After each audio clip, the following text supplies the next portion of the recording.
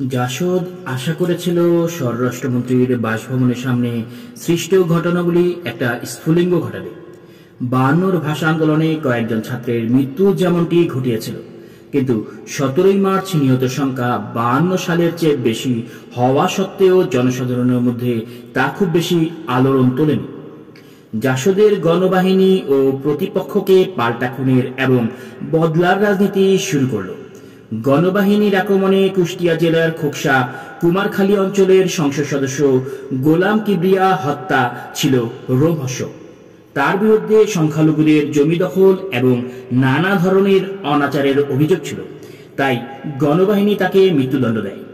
৭৪-এর 25শে December কোরবানির ঈদের দিনে তাকে ঈদের জামাতে প্রকাশ্যে বুকে বন্দুক ঠেকিয়ে হত্যা করা হয়। হত্যাকাণ্ডের আগে দুটো আলাদা সশস্ত্র দল কুমারখালী থানা ও খোকসা থানার পুলিশদের নিরস্ত্র করে। দুই থানায় অফিসার সহ 40 জন পুলিশ ছিল। গোলাম কিবরিয়া শেখ মুজিবের ঘনিষ্ঠ ছিলেন। শেখ মুজিব তাকে মিয়া ভাই বলে সম্বোধন করতেন। এই ঘটনার 3 দিন পর 28শে ডিসেম্বর দেশে জরুরি অবস্থা ঘোষণা করা হয়। শেখ মুজিব জরুরি অবস্থা জারির আগে সিরাজুল আলম খানের সাথে একটা বৈঠক করেন। সেখানে ছিল সিরাজুল আলম খানকে বলেন তিনি একটা জাতীয় দল গঠন করতে চান। সিরাজুল আলম খান বলেন এত দলের দরকার নেই, এতে তার সম্মতি নেই। তিনি চান একটা জাতীয় সরকার যেখানে সব দলের অংশগ্রহণ থাকবে। আসম আব্দুর রবের রিপোর্টে তার প্রতিফলন ঘটে স্পষ্টভাবে।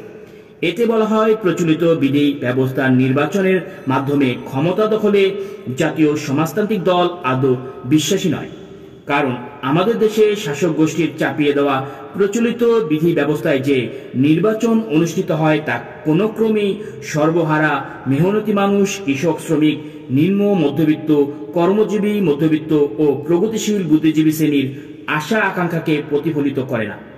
এই নির্বাচন পদ্ধতিতে সমাজের প্রতিপত্তিশালী ধনিক শ্রেণীর লোকজন ছাড়া আর কেউ বাস্তবে অংশগ্রহণ করতে পারে না। সুতরাং এই নির্বাচনের মাধ্যমে ক্ষমতার দখলদার ব্যক্তি মাত্র এই সমাজের ধনিক শ্রেণীর প্রতিনিধিত্ব করে থাকে। তাই এই প্রথাগত নির্বাচনের মাধ্যমে সৃষ্ট পার্লামেন্ট বা জাতীয় সংসদ গণবিরোধী ভূমিকা পালনে বাধ্য। এই নির্বাচন পদ্ধতিতে সৃষ্ট পার্লামেন্ট মেহনতি জনতার শত্রুদের আড্ডাখানা ছাড়া আর কিছুই নয়। এই তথাকথিত গণতন্ত্র অর্থাৎ শোষকের গণতন্ত্র প্রথায় অনুষ্ঠিত নির্বাচন দেশের শোষিত মেহনতি জনতার সমস্যা সমাধানে ফলশ্রুত কিছুই হবে না। 1973 সালের নির্বাচনের পুনরাবৃত্তি আমরা বাংলাদেশে আর কোনোদিনও ঘটতে দেব না। বাংলাদেশের বুকে এরপর যদি আর কোনো নির্বাচন হয়, সেই নির্বাচন হবে মেহনতি জনতা নির্বাচন, শোষক গোষ্ঠীর ভণ্ড গণতান্ত্রিক নির্বাচন নয়। শেখ মুজিব প্রস্তাব নিয়ে সিরাজুল আলম খান দলের অন্য নেতাদের সাথে কথা বলেন। একটা সমঝোতা যখন প্রায় হয়েই যাচ্ছিল, ঠিক সেই সময় বাগড়া দিলেন শেখ ফজলুল হক মনি। 1975-এর 2রা জানুয়ারি আবার সিরাজুল আলম খানের সাথে বৈঠক হবার কথা থাকলেও এর আগেই 74-এর 28শে ডিসেম্বর জরুরি অবস্থা জারি হয়। জরুরি অবস্থা জারির পরদিন সিরাজুল আলম খান গোপনে সীমান্ত পাড়ি দিয়ে ভারতে চলে যান। সহিংস রাজনীতিতে জাসদের অবদান ছিল নিখিল নামের একটি হাতবোমার উদ্ভাবন। নিখিল চন্দ্র সাহা বাংলাদেশ প্রকৌশল বিশ্ববিদ্যালয়ের একজন স্নাতক। মেধাবী এই তরুণ সবেমাত্র এই বিশ্ববিদ্যালয়ে যন্ত্রকৌশল বিভাগে প্রভাষক হিসাবে যোগদান করেছেন। 74-এর 26শে নভেম্বরের হরতালের প্রস্তুতি হিসাবে ঢাকা শহরে একটা শক্তির মহড়া দেওয়ার পরিকল্পনা হয়। নিখিল দায়িত্ব নেন বোমা বানানোর। যাত্রাবাড়িতে গফুর মেম্বারের বাড়িতে নিখিল তার 2 সহযোগী গোলাম মোর্শেদ নয়ন ও কাইয়ুমকে নিয়ে বোমা বানানো শুরু করেন। অসাবধানতায় বোমা বিস্ফোরিত হয়, নিখিলের শরীর মারাত্মকভাবে পুড়ে যায়। 26 নভেম্বর হাসপাতালে নিখিলের মৃত্যু হয়।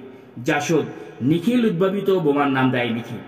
এই বোমা বিস্ফোরিত হলে তারা বলতো একটি নিখিলের বিস্ফোরণ ঘটানো হয়েছে। এভাবেই তাদের মৃত সহযোদ্ধাকে তারা সম্মান জানাত।